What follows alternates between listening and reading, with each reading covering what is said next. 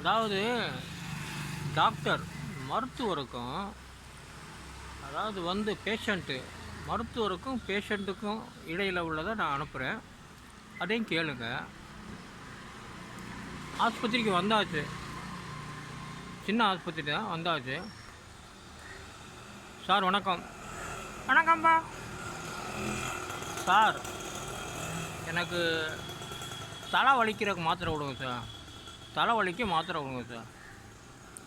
தம்பி, இந்த மாத்திரை நீங்கள் கேட்ட மாதிரியே நான் தலைவலிக்கு கொடுக்குறேன், நீங்கள் சாப்பிடுங்க, சரியாக போயிடும் தம்பி. போயிட்டாரா சார்? சரி, போயிட்டான். ஒரு 2 நாள் கழித்து வந்து, சார் தலை பயங்கரமாக வலிக்குது சார், நீங்கள் தலைவலிக்குன்னு கொடுத்தீங்க. தம்பி, நீ தலைவலிக்குன்னு தான் சொன்ன, தலைவலிக்கு மாத்திரை கொடுத்தாச்சு, அது பயங்கரமாக வலிக்குன்னு அதுக்கு நான் என்னப்பா பண்ணுவேன்? நீ என்ன கேட்டிருக்கணும்?